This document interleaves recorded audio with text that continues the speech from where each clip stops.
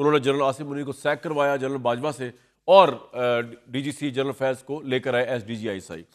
इल्ज़ाम ये भी है कि ये सारा गाइड जो किया 9 मई का, ये जनरल फैज़ हमीद ने किया उनके साथ मिल के PTI के। फिर मैं आपको ये भी बता दूं कि जनरल फैज़ ने जब झगड़ा बहुत बढ़ गया तो जनरल फैज़ ने इमरान खान से कहा कि मैं इस्तीफ़ा दे देता हूँ, क्योंकि अपने इदारे के सामने मेरी पोजीशन कॉन्ट्रोवर्शियल होगी कि मैं आपका आदमी हूँ और आपने भी मेरी चक्कर में एक जिद बना ली हुई है। तो जब उन्होंने, बहुत बड़ी खबर है जी, जनरल रिटायर्ड फैज़ हमीद साहब DG-ISI,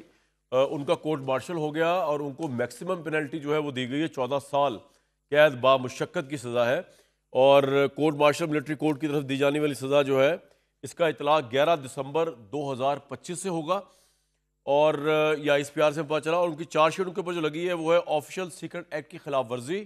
RB एक्ट की खिलाफ वर्जी, और सबसे इंटरेस्टिंग और इम्पॉर्टेंट, सियासी सरगर्मियों में मुलविस होना, रियासत की सलामती और मफाद को नुकसान पहुँचाना, इख्तियारात का नाजायज़ इस्तेमाल, सरकारी वसाइल का गलत इस्तेमाल,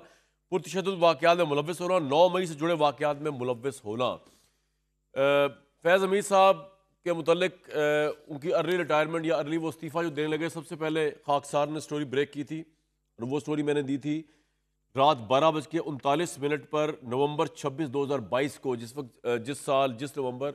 general Asim Munir army chief appoint हुए थे,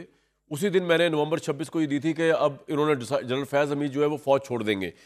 जनरल फैज़ हमीद से मेरी कोई बिल मुशाफा मुलाकात तो नहीं है। एक दफ़ा वो काबुल में थे तो उनकी वहाँ से मुझे कॉल आई कि उन्होंने कहा मैंने मिलना है, तो मैं इस्लामाबाद में था, तो मैंने कहा हाँ जी मिल लेते हैं। उन्होंने कहा कि सुबह को 11 बजे मिलते हैं। मैंने कहा जी सुबह 11 बजे तो मैं सो रहा होता हूँ, तो शाम का कोई टाइम रख लेते हैं। तो उसके बाद वो शायद माइंड ही करके, उसके बाद खैर फिर उनसे मेरी ना मुलाकात हो सकी ना बातचीत हो सकी। लेकिन इसका मतलब ये नहीं है कि उनके कारनामे जो है हमें नहीं पता। ये वो ज़माना था जिस वक्त इमरान खान साहब का तूती बोलता था। As DGC general Faiz Hameed, as later as DG-ISI, उनका जितना इमरान खान के ऊपर इल्ज़ामात की भरमार है कि उन्होंने पॉलिटिकल इंजीनियरिंग की, पॉलिटिकल मैनिपुलेशन की, RTS बैठा, इलेक्शन स्टील हुए,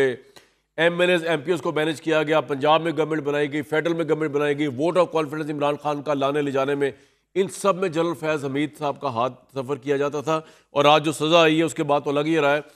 कि वो अब साबित भी हो गया कि उनको सज़ा जो है इस कॉन्टेक्स्ट में दी गई कि as a DG-ISI and earlier as DGC उन्होंने वो काम किया जो उनको नहीं करना चाहिए था। इमरान साहब का और जनरल फैज़ का गठजोड़ इतना आपस में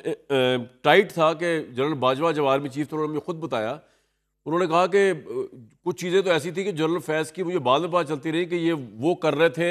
इमरान खान के बिहेस्ट पे या इमरान खान के साथ मिलकर। और हम जानते हैं कितना मशहूर वाक़या जो फटा हुआ फ़ौज का, जो बेसिक फटा हुआ army chief general Bajwa Imran Khan का, वो भी जनरल फैज़ हमीद साहब की वजह से हुआ कि वो उनको छोड़ के पेशावर भेजने को एज कोर कमांडर या DG-ISI की पोस्ट से निकालने को तैयार नहीं थे, जबकि फ़ौज ने डिसीजन दे दिया हुआ था कि वो होंगे। फिर मैं आपको ये भी बता दूं कि जनरल फैज़ ने जब झगड़ा बहुत बढ़ गया तो जनरल फैज़ ने इमरान खान से कहा कि मैं इस्तीफ़ा दे देता हूँ, क्योंकि अपने इदारे के सामने मेरी पोजीशन कॉन्ट्रोवर्शियल होगी कि मैं आपका आदमी हूँ और आपने भी मेरी चक्कर में एक जिद बना ली हुई है। तो जब उन्होंने इस्तीफ़ा देने की बात की तो इमरान खान फिर बादल नाख्वास्ता माने और उनकी posting as core commander Peshawar की गई, और जनरल नदीम अंजुम जो थे वो DG-ISI के तौर पर आए। इससे पहले जनरल फैज़ हमीद को लगाया गया था जब इमरान खान ने करप्शन के वो चार्जेस जो जनरल आसिम मुनीर उस वक्त DG-ISI ने पढ़ कर उनको सुनाए प्रेजेंटेशन की सूरत में, तो वो इमरान साहब को बहुत माइंड किया उन्होंने जनरल आसिम मुनीर को सैक करवाया जनरल बाजवा से, और DGC जनरल फैज़ को लेकर आए SDG-ISI। तो ये सारी बातों के साथ सबसे ख़तरनाक बात जो सामने आई है वो 9 मई से जुड़े वाक़यात। ये इल्ज़ाम भी है जनरल फैज़ हमीद साहब पे कि रिटायरमेंट के बाद 9 मई का जो वाक़या हुआ उसमें पाकिस्तान तहरीक इंसाफ को पूरी सहूलतकारी उन्होंने प्रोवाइड की। जैसे कि ISI फैसलाबाद के ऑफिस या दूसरे स्टडीज जगह शायद वो आम बंदों को पता भी नहीं, मुझे तो आज तक नहीं खैर पता चली कहाँ पे है। इल्ज़ाम ये भी है कि ये सारा गाइड जो किया 9 मई का, ये जनरल फैज़ हमीद ने किया उनके साथ मिल के, PTI के दानिश्वरों के साथ मिल के। और ये अब असल सवाल, सबसे बड़ा सवाल जो उठता है इस वक्त वो ये है कि ये जो चार्जशीट और इसमें सज़ा इनको हुई है, जिसमें इमरान खान को अब अलग नहीं कर सकते जनरल फैज़ हमीद से, अगरचे इमरान खान को 9 मई में अभी तक कोई सज़ा नहीं हुई, अगरचे इमरान खान को अभी तक और भी कोई सज़ा उस तरह नहीं हुई या शुरू नहीं हुई। क्या ये जो आज सज़ा हुई है जनरल फैज़ हमीद की, इसके एक बहुत ही नेगेटिव कॉन्सिक्वेंस होंगे इमरान खान के ऊपर? एक तो ये सवाल है। फिर दूसरा, तहफ़्फ़ुज़ आइन 20 और 21 दिसंबर को तहरीक तहफ़्फ़ुज़ आइन वाले जो हैं वो इस्लामाबाद में कौमी कॉन्फ्रेंस बुला रहे हैं। उसका एजेंडा क्या है,